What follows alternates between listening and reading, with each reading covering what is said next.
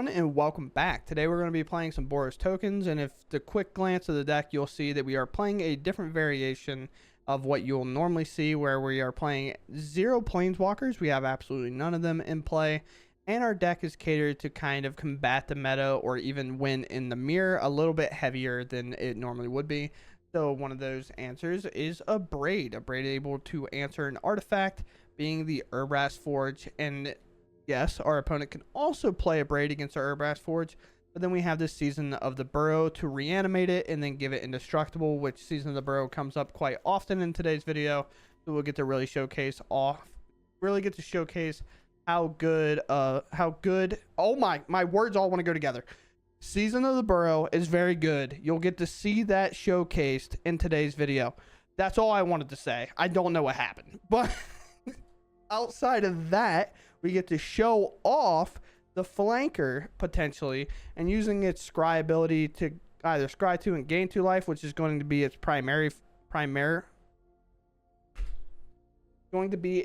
primal function. Its primary function. Can I get through this intro? Like, what is happening? Its primary function is going to be to gain 2 life and then to scry 2 cards.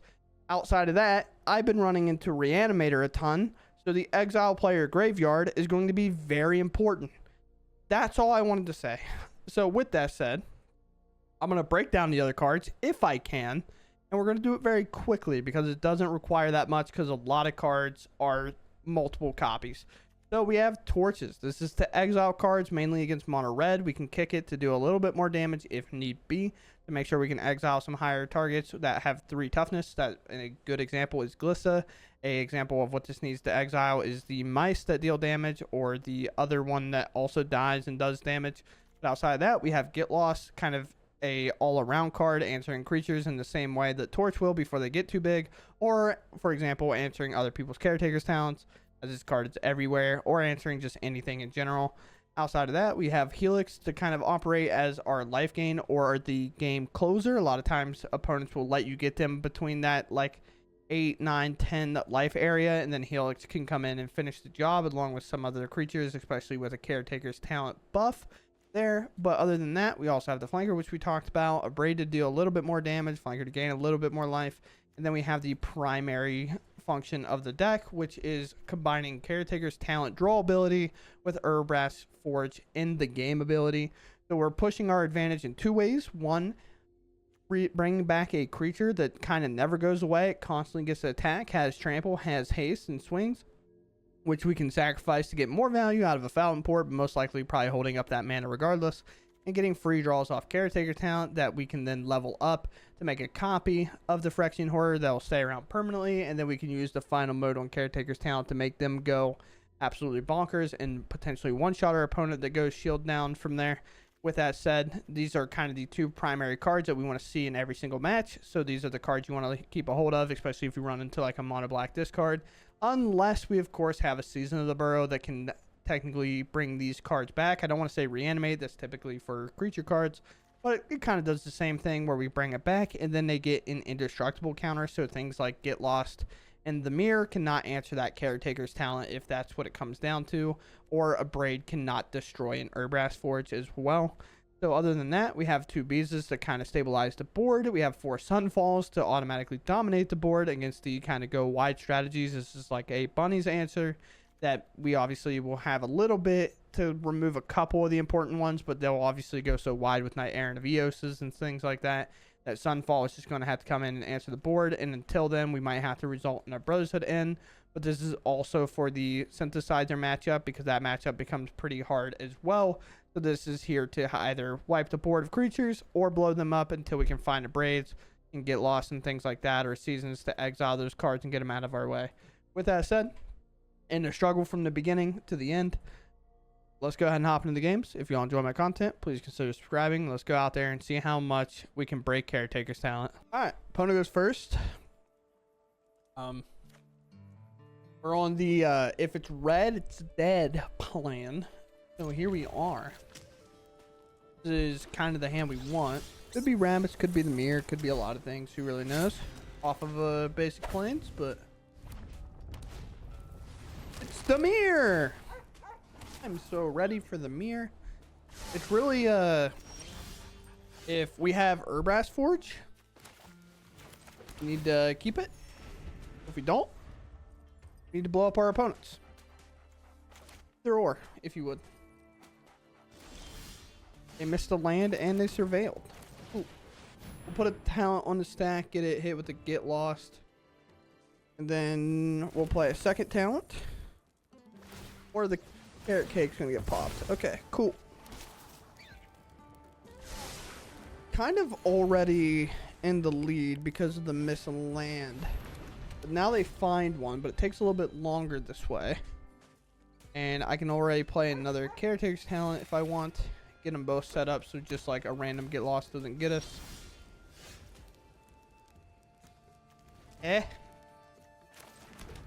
Those can attack. Let's play a second one. We're all about card advantage here. We got plenty of removal spells. If they play a talent of their own, we can then blow it up. We have multiple ways to do it. Helix got a long way to go. We technically should be at 2 less because these could have attacked, I believe. I don't think I'm missing anything here. I am going to activate this and make a token. I would like to draw 2 cards. We could have waited until their end step, but the reason we're doing it now is they haven't shown me anything that I really have to worry about. We were looking to hit a land ourselves, but now we miss. Now we're in the weird spot. And I'll get rid of a Helix for now. Flanker's pretty good in spots like this. Now they're hitting lands. They leave on top. They attack me for 2. Sure. Worst part is poison doesn't care. And there's a forge. Let's play forge. Could have an Abrade, but if Urabrask Forge gets to activate here, we'll get 2 free draws. Looks like they have the answer. Okay. They were waiting the answer the whole time, which is fine. Go to combat. I probably could have made a copy of Mirrex first before this, because now they can cycle something like a Virtue and get rid of it, but the same is true kind of the opposite way, right? Like in response there, they could have targeted and removed it. But I'm going to save these. We're at 18. We have a Helix to catch back up. It's not like these 2 1/1s should technically ever win here, but now our opponent's finding lands. We have the card draw. They have the mana, and we have the cards in hand. It's the advantage. And they played a Quintoris. Now they have the advantage, I would argue. Quintoris, very sick card. Hitting a carrot cake, maybe not the best hit of all time, but Quintoris is a mirror breaker card. Leave on top again. They've left on top multiple times in a row, so that's a little scary, if I had to say. I really need to answer this, but can I answer it and do other things? Not really. Do I need to prioritize drawing, letting this plus maybe? I just get a Beza down. They have more lands, so I make a token regardless, so I get my draw, and then I'll have a treasure, and then I can get lost this. But yeah, this definitely seems like the way to go. Finding our extra land now. This could get pumped, but we will go ahead and answer this so they get less value off of it. Sure, I'd lose my treasure, but we have 2 lands to play on the following turns. And now we have Beza. They could Sunfall the board if that's what they feel they need to get out of this turn. I'm kind of looking to do that myself anyway, because I would prefer to have the incubate token under my control instead of theirs. We can also look to double pump a Caretaker's talent, making my tokens huge. There's their talent. Now what will they do? Will they make a token? Sunfall not an option. They level. This is how they'll make their token. Could make something less vulnerable to a board wipe, in my opinion. I think maybe using a map or something like that to maybe potentially actually draw extra cards would make a lot of sense here. They opt not to go for that. So let's try drawing a card now. So we'll level our class. We'll see if they do anything in response. Okay. I thought maybe they would try to prevent us from drawing. So that's what I was like working up towards. Brotherhood end is fantastic. So now we can get hit with a Helix or something, which would be fine. And go and blow up all artifacts if I want to go that route, which actually isn't bad because then that pops this, and this. So I guess we can just go to combat, see what happens here. At the end of the day, I do want to get lost to talent. So we'll see how they block. They block once. Opt for that. That's fine. And sack it, of course. Take a draw. And then we'll get lost to Caretaker's talent. Then we'll Brotherhood in cleaning up all these artifacts. Because whenever we get lost this, they'll get 2 more map tokens. Get through combat entirely. They get hit for 2. I'll play another Forge here. Get lost their talent. Ah, I see you are talentless. Obviously, that's just a joke, but now we'll destroy all artifacts with mana value 3 or less. We don't have an Urabrask Forge or anything to worry about, so we get rid of all that. They don't get to make a free token off this. This is also gone, so they can't flip it or craft into it. There's Caretaker talent. They come in with Sunfall, which is fine. It's a huge creature, but do have another Get Lost, and there's an Urabrask Forge. So we now just have to find an Abrade. This I'm not really worried about. I have a way to make a token now. Not really. I mean, I do. If I want to. Do I just wait? Because I guess I get the card draw. I have plenty of lands and stuff to play, so I guess it doesn't matter all too much, really, in the grand scheme of what's going on here. So then I'll just pass, I guess. We can pop this in as well and scry 2 and gain life, and then make a 1/1. That's where we really want to go with this. They can attack. I'm not going to let them do damage and draw off this thing, so I'm going to opt to try to remove it now. If they want to draw with the Fountainport, be my guest. They do not. Okay. Interesting. Glorious. Okay. Can't really answer that. We're most likely looking to discover here again. I could get rid of it now, but there might be a better card. There's a Helix. I'm going to take 5 here. Does indeed suck, but we'll see.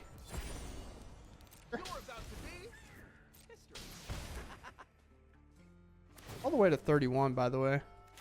I'm going to opt to go for this. It might have another removal spell. Flanker come in, we'll scry 2, gain 2. Those can both go to the bottom. We have plenty of lands. We don't need any more. This is the kind of recovery pocket of lands from earlier, where we kind of missed it. Should I just... I'm going to see if my flanker can't just hit it here. Move to combat. We'll attack here. I think I'm going to bring up their 7/7, or they might get rid of my flanker in general. Let's see. They go for a Helix. Okay. That's fine. We got 3 copies down. Yeah. Now I can just Helix this thing out of the way. They were forced to kind of protect it here. And then I can play land, activate this. Is there a reason to do it now? I guess not, right? Unless I wanted to make another copy, but then that uses my mana too much. I could opt to go for a Mirrex too. At 34, it's a little tough to see us getting there. Yeah, the damage race. But if we find an Abrade, I feel pretty confident about how our game plan is. I'll bring up to 7/7. Opting not to. We'll make a treasure so they can't just like get rid of it. Like if I make a 1/1, they have options, and I am going to opt to go. Actually, I'm just going to go for a Mirrex, I think. Kind of just fits the same plan I've been talking about. We'll take a double draw here, and then we might be able to start the poison train up. All right, Season Burrow, pretty good. Pretty good answer to this. I can bring back the Urabrask Forge with Indestructible as well. So now we can actually start working this game back down. We want to see if they want to protect this, I guess. Been pretty... I guess I should have done the Urabrask Forge first. I don't know why I didn't do that. I just thought maybe they would try to protect against this. I will tap 1 Fountainport for this, though. We will exile, and then we will return. I'll exile this, and I will return my own. And again, this Urabrask Forge is now indestructible that I'm bringing back. And their Urabrask Forge is getting exiled, so it won't be there in case they have a season of their own. And then I will opt to... At 4 mana in this situation, I guess I just wait and use my flanker. And a torch if I need to, or a get lost if they try to put a Caretaker's talent in play. That, and then maybe they go for a token here. Go for a level up. Huh. Well, they copy this, it gets nothing, right? Because that's just how the token ends up working. Do I need to use my Get Lost? I think so. I want to kind of prevent them from drawing a card. I still have a... I guess Torch doesn't work. The main problem is now that 7/7 is threatening lethal. And with me making one of these, it doesn't technically make a blocker. Yeah. Get a draw regardless, but their Caretaker sound's now gone. Our Rest Forge will make a token for free. Alright, so they are going for this plan. They only have one Helix left, but Quintorius is also a good card. They've seen 2. Down to 6. It's possible I can lose from here. We'll stop that as well. We'll bargain. But they brought this up, so Sunfall is fine. I would like to scry here, I think, to try to ensure that I find a good card. Season of the Burrow is a fantastic card. We'll go straight to combat first. Take the double draw here. Find a second Urabrask Forge, which is fantastic. At least this time the Urabrask Forge isn't losing tempo like I did with the last one. I will go for Sunfall. Now I take both those away. Now they obviously have Fountainports and things like that, but I have a flanker to kind of back me up here. Then I can, and this isn't a token, correct? And I'm probably just going to hold on to this flanker in case the Quintorius comes, so I can use this to gain life. 31, we have a long way to go. They just pass their turn, okay. Flanker comes in. Still going to go for the life gain plan here. Abrade is pretty good at just answering the Urabrask Forge, and I'm most likely going to make a free, I'm going to make a free token because it has indestructible. So they're not going to be able to like kind of Urabrask Forge me here. Tap one of these Fountainports. I don't think I'm going to have the mana to keep operating them all. I'm drawing enough cards as is currently. You can never say that. You can never say you're drawing enough cards. There's always more, never less. I might go for a sneaky plan of like going Fountainports and making enough creatures to get through. But with 2 Urabrask Forge in play, we'll get there pretty quickly. The third Fountain. There's a third Caretaker Fountain, I mean, not Fountain. We will attack. I'm going to use this incubator as defensively as I can. It happened to be a little bit awkward to remove. I guess I probably could use my flanker as well. But if they make the 1/1 and block the flanker, then sure. Not too opposed. Rather be putting as much pressure on if they choose not to block. This tells me that they're kind of already thinking about their life total, even though it's so high currently. That's the wrong one here. Make a copy of our 2/1 if we can. Reflexive triggers, so they get to respond after the target. This is one thing to know about Caretaker's talent. You let the first part resolve if you do have like some sort of interaction. And then you try to respond to the second part.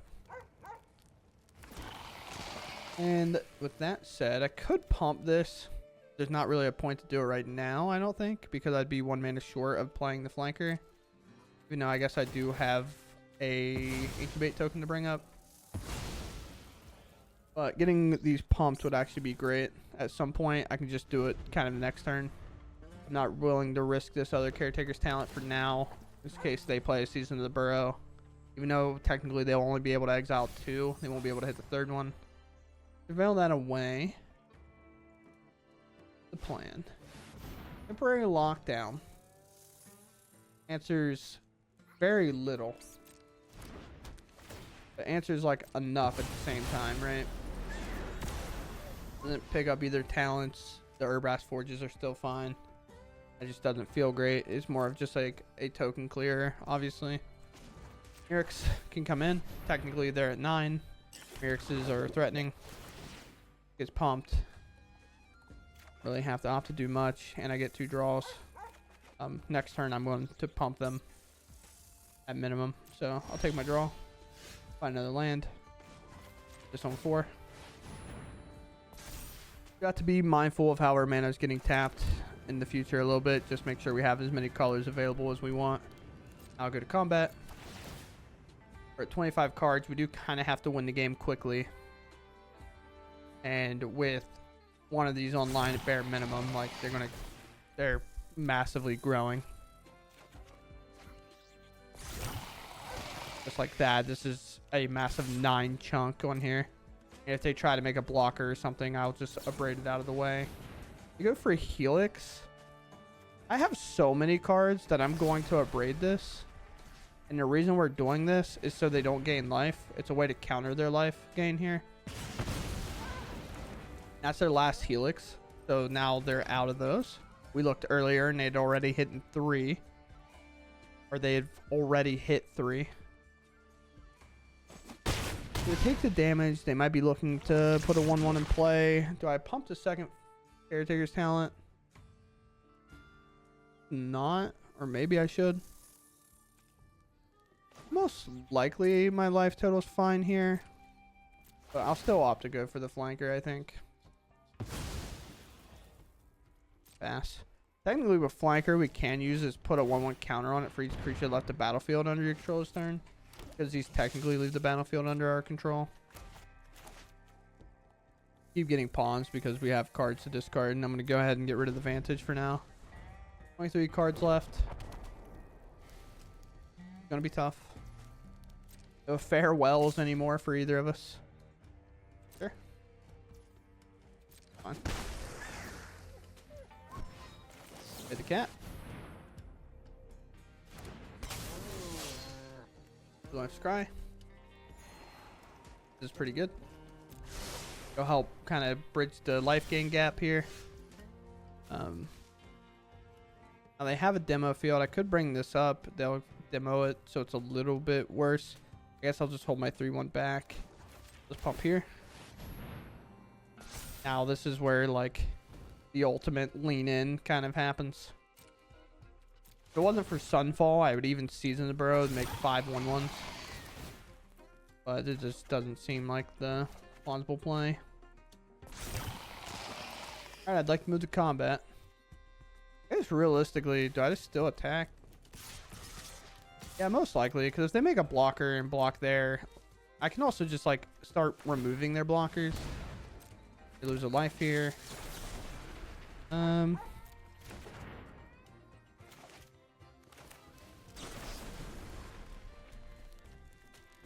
Deal 3 damage here. At this point, I think we can beat them playing an Urabrask Forge as a fresh one. Sacrificing that to draw a card, so they're looking to take the big hit here. Again, the reach isn't necessarily there.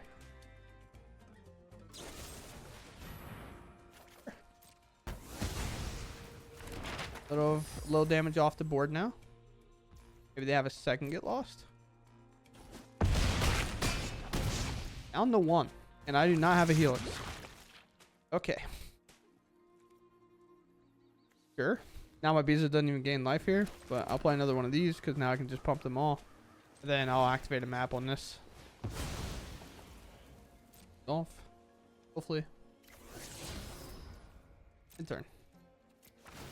Putting up my mana for like get lost. I guess I don't have another spell, so it's fine. Either way, it's all fine. Representing more than I have, it'll be okay. I guess I can also make a token, or I can sacrifice my token if I want. But most likely, no matter what happens here, we're making a token. Game? Yeah. Yeah, we saw very early on. They look a little high up there, but I'm still going to look through my avatar here. Well, we saw very on. They look really like high up in the turn order, but these have been in the graveyard for a very long time comparatively to what they've played. There's been a lot more like interaction or things getting exiled with permanents and whatnot, but we take away the dub and a mirror in the first game. Yeah, I think we can keep this. We can gain a life on turn 1, lead into untap land on 2, get lost a little fella along the way maybe. Who knows? Maybe so, maybe not. Maybe yes, maybe no. All right, no getting lost to a mouse. Also, speaking of which, you guys by any chance see the Pioneer challenge? Pioneer obviously got reset with the bans. A lot of people were pretty pumped about it. But basically mono red standard like placed second in the challenge recently. Like all the creatures in the deck are just the ones that mono red are playing in standard. The only cards they really added was like Kumanos, which is wild to me. We'll get lost here, we'll get our get lost back, and then we'll get lost to Preacher. As I move to combat here, we're just playing out the lands they know about. Mirrex obviously good to get online, but we can play it next turn. After we Beza. I am one higher than them, so it doesn't really matter, but I'm still going to get this out of the way for them to play Shieldred or something. You know how it goes. But giving any Preacher value always feels awful. Look, you have all the maps in the world. Yelly. Yes. So that'll put us at lower life. They have more lands than us. I'll play Mirrex. I'll pass. They didn't know about Mirrex, but they obviously do now. Another life total's higher, so Beza works. They're gonna hit me for 4. A big chunk here, you know. Maybe I should have allowed the Preacher to hit, because Shieldred's like just significantly a better card. Now that card sucks for us. That card's hard to beat. Make a might.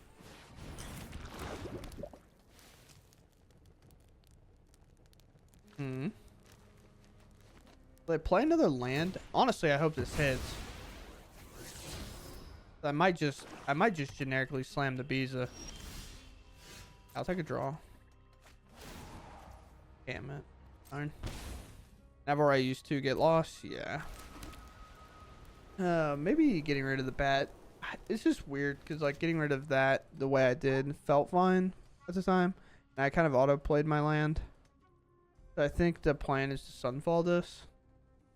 But I have to at some point find an answer for this or outgrind it, which is hard. I could technically like torch this and then Brothers it in, but that doesn't feel great.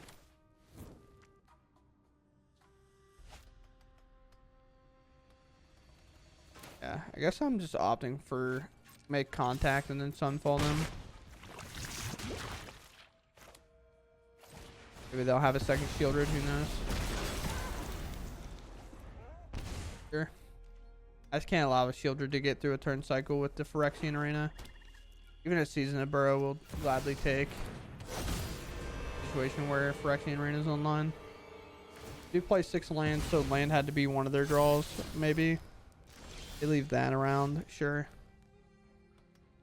No way to get under their hand size or their creature size here. Could technically Brothers hit end and then torch that, I guess.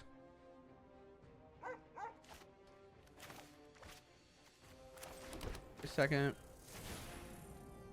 Deal 3 damage here. This bargain. I want to scry. I understand I have a 2/2 there, but scrying seems significantly better than that.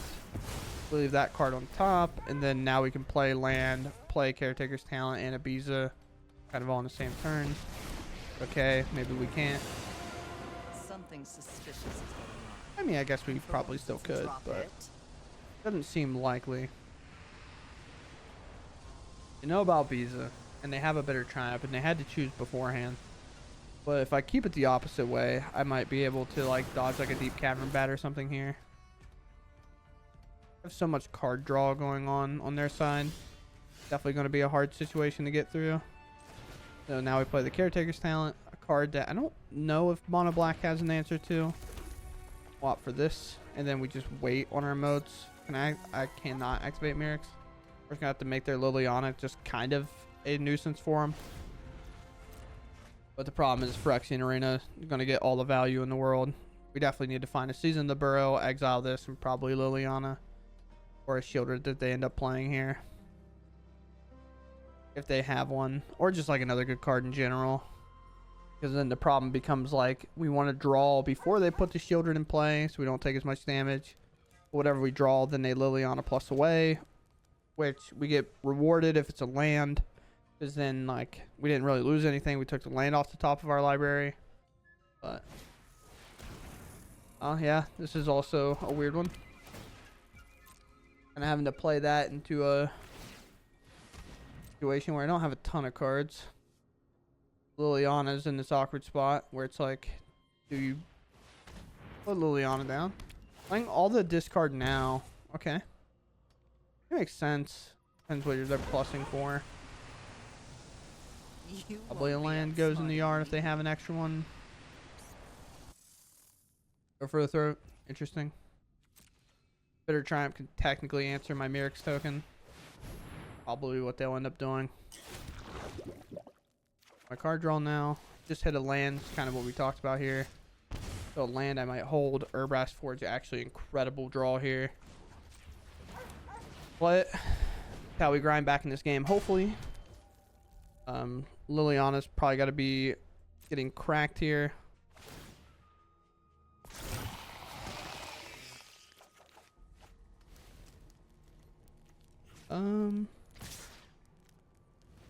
Really only need to direct one at Liliana, but I'll direct both.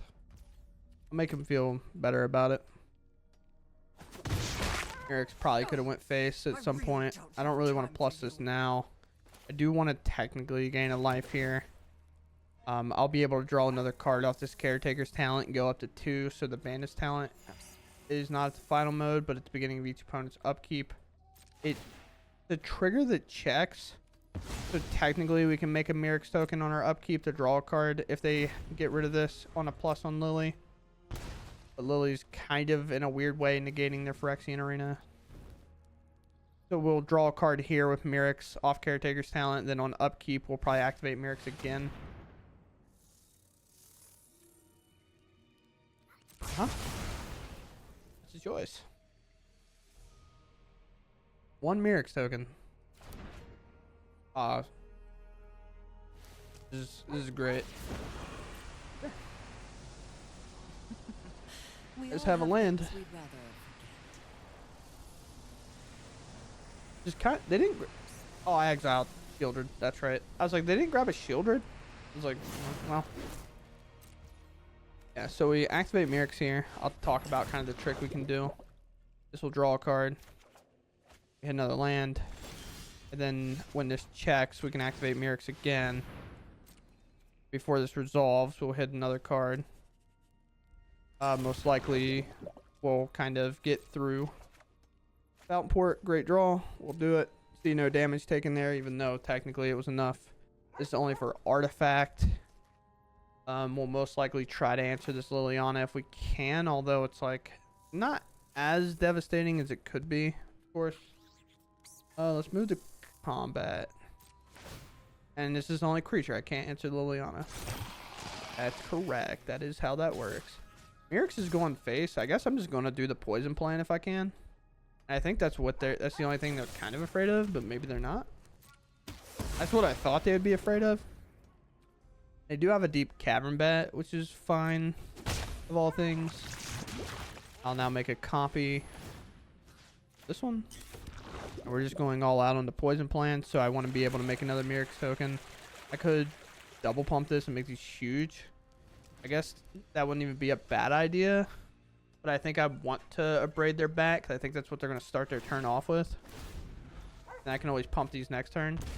And then just absorb the 2 damage from the Bandit's talent. One card's a land. Might as well use the Abrade. I lose it anyway. They'll know I have a land in hand, so plussing on this regardless is worse. Now they know I have a dead card. Okay. That's a tough one. It's a great find. Now it's like I'm going to take 2 regardless off this Bandit's talent. I don't have a way to make the token, so I guess I just have to take my 2 here. Oh boy. Get Lost is a great pickup. Is it not? Liliana's still unanswerable. The hand's empty. I can still make enough tokens and things like that if I need to. I go here. Great draw, by the way. Probably not a better draw out there. Now, do I pump these and go in? It's close. I think it makes our Phyrexian Arena worse. So, I mean, I'm going to try. It's so close. Wait, is it actually lethal because of their Phyrexian Arena? I didn't do the math. I did not think it was going to be lethal. Okay. Phyrexian Arena. There we go. I'll pass my turn. Sure. Wow. Who would have thought the Phyrexian Arena put the last hole in there? I just wasn't ready to deal that much damage, you know? Like, when you're staring at a couple 1/1s, and I know this Urabrask at 3 was going to make a 3/1, you're never really ready. But I went from 6 damage to 14 damage by adding 2 to everything. So, yeah, we come away with the win. Maybe I should have stopped and done the math, but I didn't really feel like it. Opponent goes first. I mean, with the extra draw, a Helix, Flanker, Talent, Brotherhood. I mean, I think this has to be a keep. I have 3 mana spells. Okay, I have options, maybe. Yeah, that makes sense. Sweet. There's my tap one. Make me discard, sir. Season is the only card that's really far away, I guess, that their discard effects are going to actually get to. Okay, and I drew another one, so it's fine. A Lightning Helix is obviously what's held up, but a Preacher beats it. Another Bandit also kind of beats it, which is annoying. Which means I'm going to let it go, I guess. Season might have to be used to exile these. I just don't know if I'll be able to absorb all the damage that they do. Brotherhood obviously can't answer them. But I can play a Flanker Scry and just start hitting them, I guess. But with this in play, Brotherhood is just not the card. I could have, like, looked first. I play another land. What's your final card? Another pump or removal for Flanker, I guess.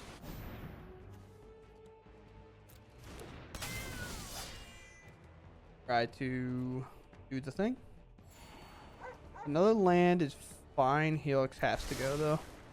We just kind of have to hope they don't have another discard effect. They've kept this card in hand, so I feel like the odds of it being there is not high. And then, honestly, even more than just answering the Bandit's talent, I might just reanimate my Caretaker's talent instead. A little bit weird. Like, I can exile one of these and then do my like Caretaker's talent. That makes sense. But I have to keep the Season of the Burrow if it's a singleton discard effect. I don't know. I do not know. Although, I guess if they're like... Just scribe both to the top. Land...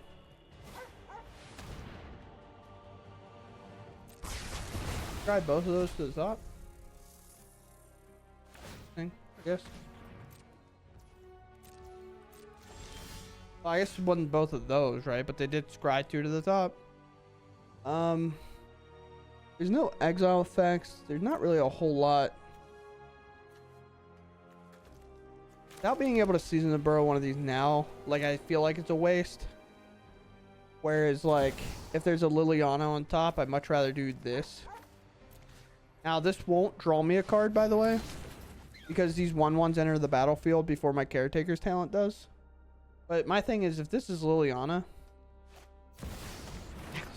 Oh, that sucks. Okay, it sucks a little less now. Sucks a little less. Now I draw. And with that in the hand, I'll just pass. So I don't take 4 on my next turn. Where are we at, Mono Black? Okay. I do have an Abrade, so this does feel fine. I feel fine. Doesn't feel like incredible, but it does feel fine. So I make a copy of this. No, I won't. It won't copy the counters. You know that, but it's just strictly to draw a card. And now I can go into the plan of, let's bring this up. Let's attack with it. See if they will block. Like, the problem for them is it does become a lot of damage potentially. Then I'll deal 3 damage to this. I still keep 2 cards in hand. Now obviously they can do stuff to interact with me here. You get Swamp, which is obviously incredible for them. So they take no damage, and they get that Swamp draw out of the way. The Rip at the rest after, which does nothing here, which is super sick for us. Now talent's going to go up. The only problem is our talent, our Caretaker's talent, like, pretty confident that we're good.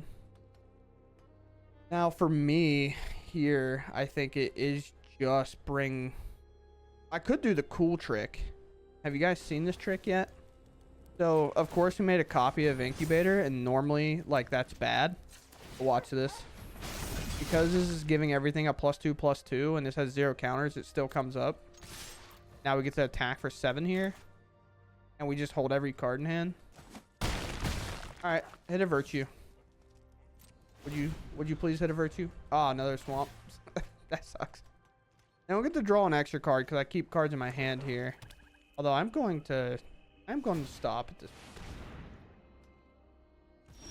Would like to look at my cards beforehand. I could bring this up, but they haven't conceded, so I think there might be a chance they have removal. Yeah, that's fine. Combat. Attack for lethal. They block there. Do you have removal for my 2/2? They do not. I will play land. I will play this Caretaker's talent. Then I will pump this, targeting my 5/4. I'll take 2 more draws. Going above these bandit talents. So these things, besides discarding, have had no value outside of burning me for a little bit of damage. And we get there. Very cool. And I think that right there is like the epitome of how powerful Season of the Burrow is. This card. Because I think, like, obviously Mono Black doesn't have a great way to remove any of these.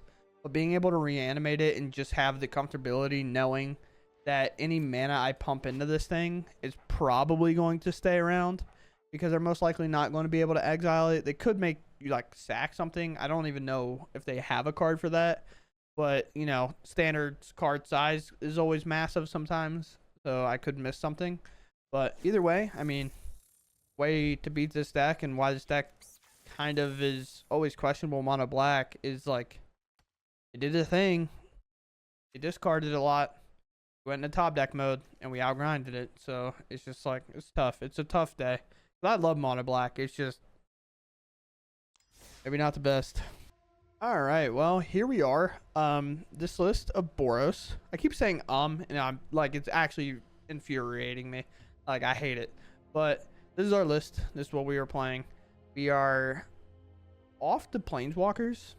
To me, I think, me personally, I don't know about anybody else. I've been running into Reanimator a ton.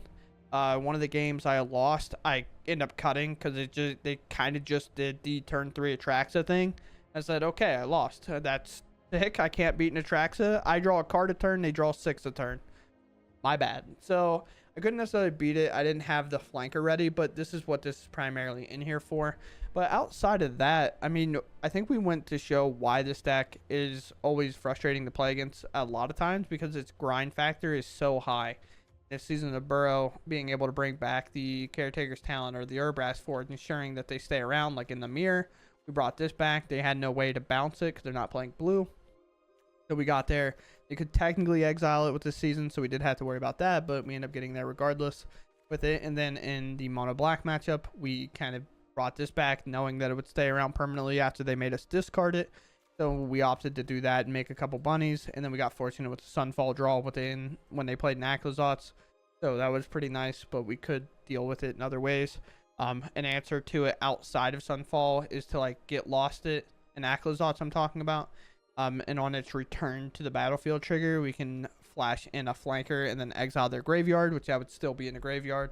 And it would then be exiled, so they wouldn't bring it back. Or we have obviously like Helix, Torch, or they block and then I can torch it or something and exile it. So we have answers to it. So it's not like that Sunfall was the only answer in that spot. Because if I drew a Torch, for example, I double attack my 1/1s, they might block, and then I sack one to deal 3 damage, and then I get there with that. But overall, it felt good. I liked it a lot. Today, I think this deck, like, I think when you're playing this deck, it's a lot more enjoyable. But whenever you're playing against this deck, it can obviously be miserable. I've almost been on the train that this card is way too good. I think this card is... This is basically Fable the Mirror Breaker to me. I don't see a lot of difference. Fable, obviously, the main thing that Fable did was like it immediately discard 2 and drew 2, but this just draws you 2 instead. And then it makes a copy of any token that you want. So that's cool. But the thing about Fable, the really good part about Fable is if you ever flip to the kind of instant win the game button, but you can either have Fable and Mirror Breaker make copies of itself, or you can draw 7 cards. What would you like? You know what I'm saying? So for me, I think Caretaker's Talent's actually better, at least in Standard it is, because of how good this card gets set up. Obviously other formats have a little bit easier of a time answering this, but sometimes you just run into a matchup where they cannot get rid of this, and Fable would flip into a creature that they can then like kill and get rid of, and it's like not a worry at all. Caretaker's Talent is an enchantment. If you cannot remove an enchantment, this is going to stay there forever, and I'm going to continue to draw cards. And that's absurd. So, that's my take on this card. So, maybe in the future, maybe it gets taken out back by Wizards and ripped in half. Who knows? But with that said, that's going to do it for me. I hope you all enjoyed the video, and I'll catch you in the next one. Thanks for watching, and goodbye.